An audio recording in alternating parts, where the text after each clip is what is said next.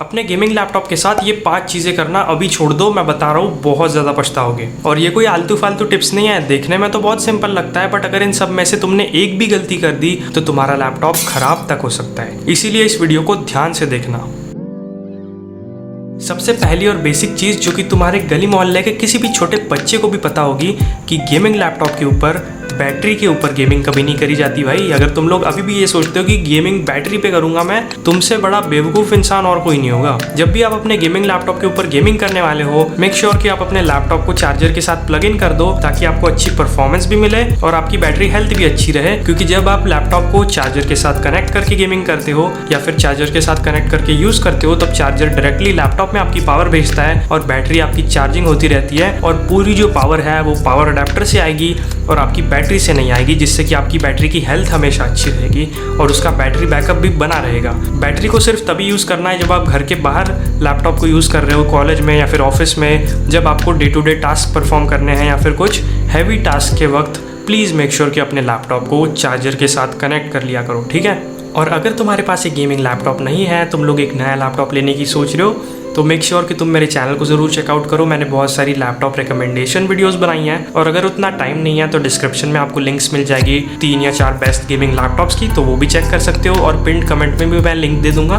दूसरी चीज़ है कि आपको अपने गेमिंग लैपटॉप को कभी भी बेड के ऊपर यूज़ नहीं करना है भाई। बहुत से लोग ऐसे देखे हैं मैंने जो कि अपने गेमिंग लैपटॉप को बेड के ऊपर या फिर सोफा के ऊपर रख के यूज़ करते हैं। अगर आपको नहीं पता तो बता देता हूँ, किसी भी लैपटॉप के बॉटम साइड में ही आपको सारे उसके इनटेक वेंट्स देखने के लिए मिलते हैं और अगर आप अपने लैपटॉप को किसी भी बेड या फिर क्लॉथ सरफेस के ऊपर रखकर यूज करते हो तो आपके वो सारे वेंट्स ब्लॉक हो जाते हैं और नई फ्रेश एयर लैपटॉप के अंदर नहीं जा पाती, जिससे आपका लैपटॉप ओवर हीट होने लगता है। और अगर आप लॉन्ग टर्म में अपने गेमिंग लैपटॉप को इसी तरह बेड के ऊपर रखकर यूज कर रहे हो तो मैं बता रहा हूँ विद इन 1 साल आपका लैपटॉप ऐसे ही खराब हो जाएगा। इसीलिए मेक श्योर कि अपने लैपटॉप को हमेशा एक हार्ड टेबल टॉप सरफेस पे रखा करो।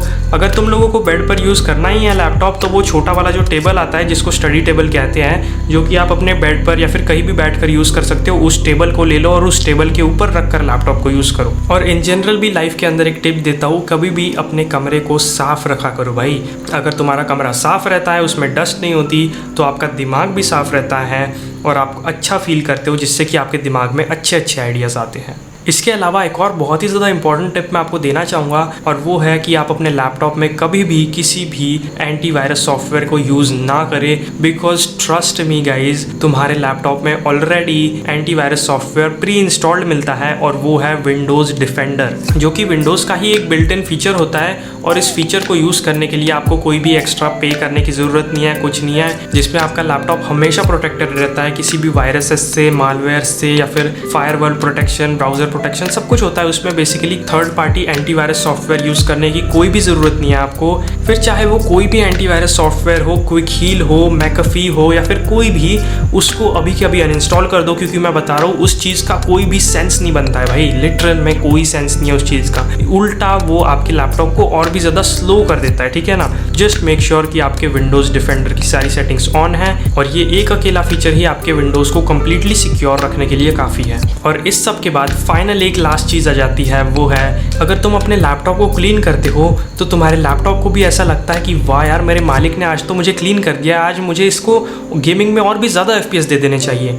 मजाक कर रहा हूँ, बट अगर तुम लोग अपने लैपटॉप को क्लीन करते हो तो वो ओवर हीट नहीं होता है और एक्चुअल में आपके FPS ज़्यादा आते हैं, तो आपको ज़्यादा बेहतर परफॉर्मेंस मिलेगी, ज़्यादा लंबे टाइम तक वो चलेगा, ख़राब होने के कम चांसेस है। मतलब मैं ऐसा नहीं कह रहा हूँ कि हर रोज़ आपको लैपटॉप खोलना है पीछे से, स्क्रू खोल के एंड उसको साफ़ करना है, बिल्कुल नहीं। अगर आप साल में कर लेते हो एक बार या 6 महीने में एक बार कर लेते हो तो that is more than enough and sufficient. मैं ये नहीं कहूँगा कि आपको रीपेस्टिंग करने की ज़रूरत है, थर्मल पेस्ट वापस से लगाने की ज़रूरत है, नया लगाने की ज़रूरत है, कोई ज़रूरत नहीं है। कोई भी ओवर हीटिंग की प्रॉब्लम नहीं होगी। अगर प्रॉब्लम होती है तो फिर आप थर्मल पेस्ट को चेंज करा सकते हो, बट सिंपल अगर आप लैपटॉप के बैक पैनल को खोल के एक बार ब्रश मार लेते हो, that is also very enough.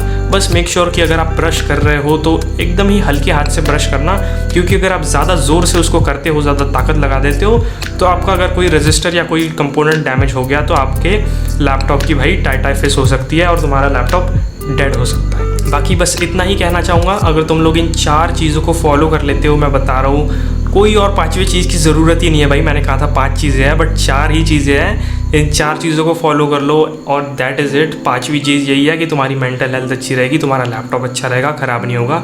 और हमारी 500 सब्सक्राइबर्स की इस मैसिव बढ़िया जर्नी में जिन लोगों ने भी सब्सक्राइब किया है, बहुत ज़्यादा थैंक यू तुम लोगों का। आई होप बहुत ही जल्दी हम लोग 1000 सब्सक्राइबर्स हिट कर लेंगे। Thank you very much for 500 subscribers.